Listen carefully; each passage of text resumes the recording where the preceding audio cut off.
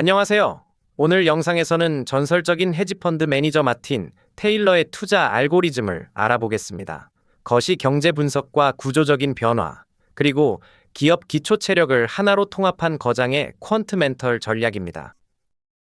마틴 테일러가 이끈 네브스키 펀드는 초기 자본금 2천만 달러에서 출발해 70억 달러라는 거대한 규모로 성장했습니다. 신흥시장 상승률의 2배에 달하는 연평균 복리 수익률 27%를 기록했죠. 하지만 그는 수익이 정점에 달했던 순간 펀드를 자진 폐쇄하고 시장을 떠났습니다. 수익을 극대화하는 것보다 위험을 엄격하게 통제하는 것을 최우선으로 삼았기 때문입니다. 마틴 테일러의 통찰력을 잘 보여주는 사례가 1998년 러시아 위기입니다. 당시 시장은 연 40%의 단기 국채 금리와 흑자 지표, 증시 폭등을 보고 환호했습니다. 하지만 테일러는 외환 보유고의 지속적인 하락과 스위스 계좌로의 자본 도피, 근로자 착취 구조 같은 본질적인 현금 흐름의 붕괴를 일궈냈습니다. 결국 시장이 무너지기 전에 러시아 비중을 0%로 축소하여 거대한 하락장을 완벽히 방어했습니다. 마틴 테일러의 투자 철학은 세 가지 기둥으로 이루어져 있습니다. 첫째, 거시 경제 전망입니다. 기초 체력이 우수한 국가에 집중하며 전체 매수 비중을 동적으로 조절합니다. 둘째, 사회적 추세입니다. 숫자로 완전히 드러나기 전에 구조적 변화를 미리 포착합니다. 셋째, 훌륭한 기업입니다. 3, 4년 후 미래 영업이익 대비 주가가 현저히 저평가된 기업을 찾습니다. 이 세 가지 조건이 모두 교차하는 지점에서 확실한 매수 기회를 잡습니다. 실전 매매는 총 4단계의 과정을 거칩니다. 1단계, 국가와 거시 경제 필터입니다. 데이터의 투명성과 환율, 실질금리, 정책 신뢰도를 검증하여 미달하는 국가는 아예 투자 대상에서 제외합니다. 2단계, 구조적 추세와 이익 모델입니다. 3, 4년 후 기업 가치 대비 최소 30%의 안전 마진을 확보합니다. 3단계, 기술적 타이밍입니다. 차트로 과매수나 과매도를 판별해 진입 시점과 초기 비중을 결정합니다. 4단계, 포지션 사이즈 확대입니다. 가설이 확인되면 비중을 최대 20%까지 늘립니다. 포지션 크기는 위험에 따라 동적으로 조절합니다. 기업 기초 체력은 우수하지만 기술적으로 과매수 상태일 때는 심리적 조급함을 방지하기 위해 1%의 관찰 포지션만 잡습니다. 거시 경제와 기업, 밸류에이션 조건을 모두 충족하고 가격 조정이 완료되면 10%의 정상 비중을 실습니다. 최고의 확신이 있고 위험이 낮을 때는 최대 20%까지 베팅합니다. 이때도 개별 주식이 10% 하락하더라도 전체 자산 타격은 2% 내외로 통제되도록 철저히 계산합니다.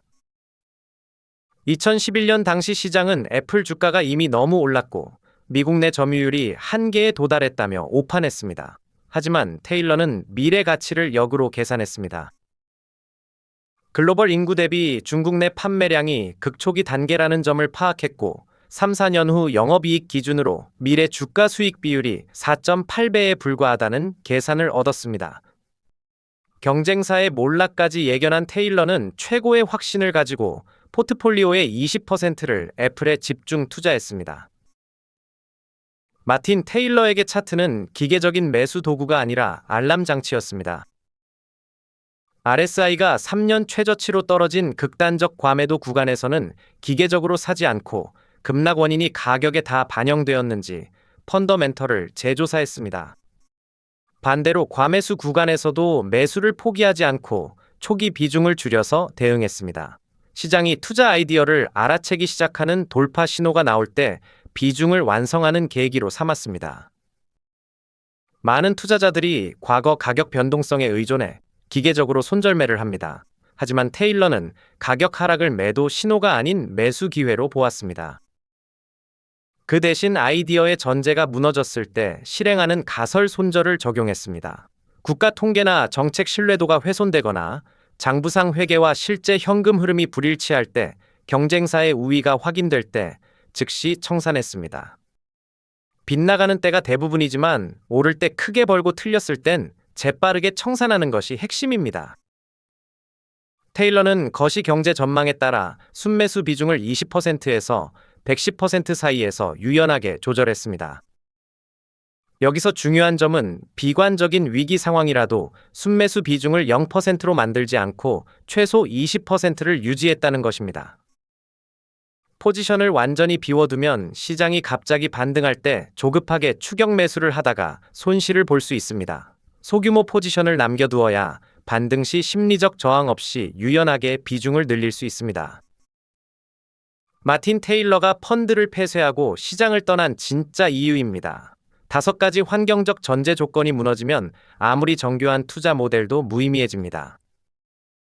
투명하고 정확한 데이터가 사라질 때, 정치가 논리적 정책 결정을 방해할 때, 타 투자자들의 포지션을 파악하기 어려울 때, 가격 분산이 불가능할 때, 그리고 관리 불가능한 위험과 유동성 부족이 찾아올 때입니다. 기본 전제 조건이 무너지면 억지로 모델을 끼워 맞추지 않고 고객 자금을 반환한 뒤 시장을 떠나는 것, 이것이 거장이 보여준 궁극의 리스크 관리였습니다.